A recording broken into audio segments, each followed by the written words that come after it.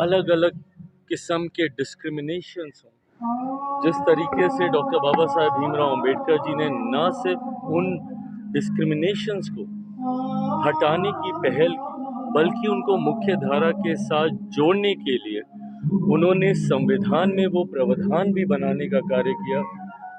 मुझे लगता है जिसकी वजह से मेरे जैसे लोग आज की तारीख में ना सिर्फ सांसद हैं बल्कि केंद्रीय मंत्रिमंडल में प्रतिनिधित्व भी करते हैं। मुझे लगता है ये वो विचार है जिसको हम सबको अपनाना चाहिए। समाज में किसी भी किस्म के भेदभाव को हटाते हुए हर व्यक्ति सिर्फ भारतीय होने की सोच के साथ आगे बढ़े, यही बाबा साहब भी चाहते थे। और उनकी ही सोच और विचारधारा के साथ मेरे नेता, मेरे पिता आदरणीय रामविलास पासवान जी ने भी 5 दशक से ज़्यादा अपने राजनीतिक जीवन में उनकी विचारधारा को आगे बढ़ाने का काम किया। और आज उसी सोच, उसी आइडियोलॉजी के साथ मैं, मेरी पार्टी लोक जनशक्ति पार्टी रामविलास भी आगे बढ़ने का काम कर रही है। क्या कहेंगे, आप मुंबई में हैं लेकिन बिहार में राजनीति गरमाई हुई है। आरजेडी के नेता कह रहे हैं, जो सीएम नैनी के बयान पे सम्राट जी के नेतृत्व में बीजेपी चुनाव लड़ेगी और उनका वैसा ही हाल किया जाएगा जैसे महाराष्ट्र में शिंदे का किया गया है। नीतीश का हाल वैसा किया जाएगा। विपक्ष के पास कोई मुद्दा नहीं बचा ना, दिक्कत यही है। अपने घर की कला तो संभाल लें, छोड़ दीजिए ना हमारे ऊपर। एनडीए पे छोड़ दीजिए किसके साथ क्या करना है, नहीं करना है। कम से कम आज की तारीख में एनडीए के 5 दल एकजुट तो हैं। भले वो हमारे गृह मंत्री बिहार आते हों या प्रधानमंत्री बिहार आते हों और निरंतरता में आते हैं, 5 दल एक साथ दिखते हैं। बट वहीं मुझे विपक्ष बता दीजिए, मुझे नहीं पता ये इंडिया अलायंस है, महागठबंधन है, यूपीए, जो भी है इनके अलायंस है ना, जिस तरीके से एक वर्चस्व की लड़ाई कांग्रेस और राजद के बीच में देखने को मिल रही है, ये अपने में दर्शाता है कि आज की तारीख में शायद, मुझे नहीं लगता कि चुनाव आते आते तक राजद और कांग्रेस एक साथ रहेंगे। कांग्रेस ने अपने आप को, अपने फुटप्रिंट्स को स्ट्रॉन्ग करने का प्रयास शुरू कर दिया, चेहरा भी दिया है, नेतृत्व भी दिया है और ऐसे लोगों को अपने साथ जोड़ने का काम कर रहे हैं जिनको शायद राजद तो कतई पसंद नहीं करती। उनकी पार्टी में एक नेता आए हैं जिन्होंने भारत के टुकड़े करने के नारे लगाए थे।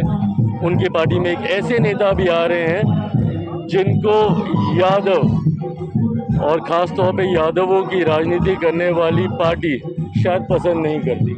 ऐसे में कांग्रेस के ये स्ट्रॉन्ग फुटप्रिंट्स दर्शाते हैं कि शायद महागठबंधन में ही सब कुछ ठीक नहीं है।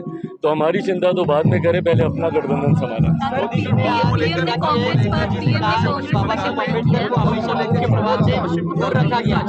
कांग्रेस ने बाबा साहब को मुख्य प्रवास से रोक नहीं पाई है। इस प्रकार से इसको आप देख रहे हैं सरकार इसमें स्टेट स्पॉन्सर्ड, और मैं इस शब्द का इस्तेमाल कर रहा हूँ, स्टेट स्पॉन्सर्ड। बंगाल की सरकार खुद इस तरीके के घटना चक्र को अंजाम देने का काम कर रही है। जिस तरीके से भ्रम फैलाया जाता है, एक ऐसा संशोधन जहाँ पे पारदर्शिता लाई जा रही है, जहाँ पे गरीब मुसलमानों को उनका हक दिया जा रहा है, ऐसे में जिस तरीके से भ्रम विपक्ष के नेता और उनके दल फैलाने का काम करते हैं, ये गलत है। सीए को लेकर भी इसी तरीके का भ्रम फैलाया गया था। एक नागरिकता देने वाला कानून जिसको नागरिकता छीनने वाला कानून बता दिया गया था। आप मुझे बताइए, इतने समय में कौन से मुसलमान की नागरिकता छीन लेंगे? सीए का कानून ऐसे देशों के अल्पसंख्यक समुदाय के लोगों को नागरिकता देने वाला कानून था जहाँ पे बहुसंख्यक मुसलमान हैं। बट यहाँ पे भ्रम फैलाया गया कि मुसलमानों का नाम नहीं जोड़ा गया, इसलिए मुसलमानों की नागरिकता छीन ली जाएगी। बताइए मुझे, किसकी नागरिकता छीन ली गई? उसके बाद धारा 370 को लेकर भी देश भर में आगजनी का माहौल हो जाएगा, देश बट जाएगा, टूट जाएगा। क्या हुआ बताइए? इस बार लोकसभा के चुनाव में आरक्षण छीन लिया जाएगा, संविधान खत्म कर दिया जाएगा।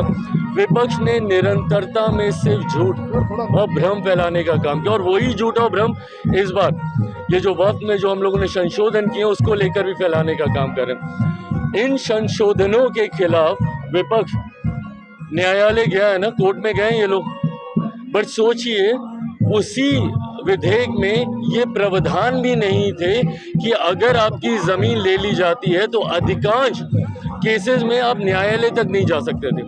अगर हम लोगों ने गरीब मुसलमानों को न्यायालय जाने का हक अधिकार दिया, अगर ऐसे प्रावधान किए जहाँ पे पारदर्शिता आती है, तो क्या गलत किया। ट्रिपल तलाक को लेकर भी इसी तरीके का भ्रम फैलाया गया था। मैं मानता हूँ, मेरा विश्वास है समय बीतते बीतते तक मुसलमान भी ये समझेंगे, और ख़ास तौर पे गरीब मुसलमान ये समझेंगे जब उनका हक, उनका अधिकार उनको मिलेगा।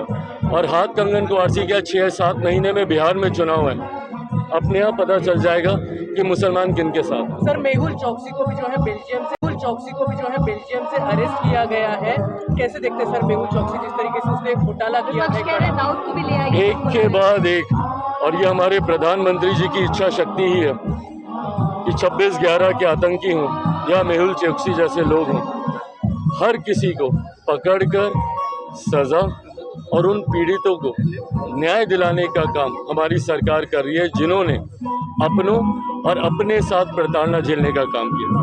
सर बिहार में महाबोधि महाविहार को लेकर जो है बड़ी चर्चा चल रही है। बुद्ध भिक्षुओं का मांग है कि वो बुद्ध भिक्षु को दिया जाए, कैसे देखते हैं इस पर, आपकी पार्टी का क्या भूमिका रहेगी? नहीं, बिल्कुल मैं मानता हूँ इस बात को, और मुझे लगता है कि इस पर एक विस्तृत चर्चा होनी चाहिए, और जितने भी स्टेक होल्डर्स इन्वॉल्व हैं हर किसी की राय सुनी जानी चाहिए, और अगर उनकी ऐसी मांग है तो ज़रूर उनकी इस मांग को पूरा किया जाना चाहिए। लेकिन क्या पार्टी की भूमिका आप बिहार के मंच में, मतलब बिहार के प्रचार के दौरान ये रहेगा आपके घोषणा पत्र में कि महाबोधि महाविहार जो है वो बहुत अभी? देखिए, मैं ये मानता हूँ राजनीतिक दलों को धार्मिक विषयों में हस्तक्षेप नहीं करना चाहिए, बट अगर एडमिनिस्ट्रेशन से जुड़ा हुआ विषय तो ज़रूर, अगर हमारे इंटरवेंशन से अगर उनकी समस्या का समाधान होता है ज़रूर, बट अदरवाइज मैं मानता हूँ राजनीतिक दलों को और राजनेताओं को धार्मिक विषयों में हस्तक्षेप नहीं करना चाहिए।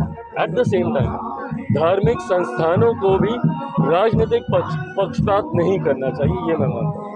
मोदी जी आज कहते हैं कि सवाल है, डॉक्टर बाबा साहब अम्बेडकर जो है उनको प्रवाह से कांग्रेस ने जो है वो दूर रखा था। बिल्कुल, और प्रदेश को प्रमाण की जरूरत नहीं है। जिस तरीके से बाबा साहेब को कांग्रेस ने हराने का काम किया, जिस तरीके से बाबा साहेब जिन्होंने संविधान का निर्माण किया, संविधान के रचयिता, मेरे जैसे 3rd time member of parliament के लिए ये कल्पना करना भी असंभव है कि जिन्होंने संविधान को रचा उनको सेंट्रल हॉल, भारत की संसद में उनकी एक प्रतिमा तक नहीं थी, उनकी एक तस्वीर तक नहीं थी, जबकि इन्हीं कांग्रेस की सरकार में इन्हीं की पार्टी के एक ही परिवार के 3-3 नेताओं का तैलचित्र उस सेंट्रल हॉल में लगा हुआ था। संविधान के रचयिता की एक तस्वीर नहीं थी। बाबा साहेब की पहली बार प्रतिमा 89 में लगी, जब मेरे नेता, मेरे पिता आदरणीय रामविलास पासवान जी श्रम एवं कल्याण मंत्री थे वीपी सिंह जी की सरकार में, उस वक्त लगी। उस वक्त इनको भारत रत्न दिया गया, और आज 14 अप्रैल को हम लोग जब छुट्टी मनाते हैं उस वक्त इसकी घोषणा की। कांग्रेस ने सिर्फ तिरस्कार करने का काम किया। आज ये लोग जो किताब लहराते हैं संविधान को दिखाने वाली, उस संविधान के रचयिता तिरस्कार करने का कार्य कांग्रेस ने किया।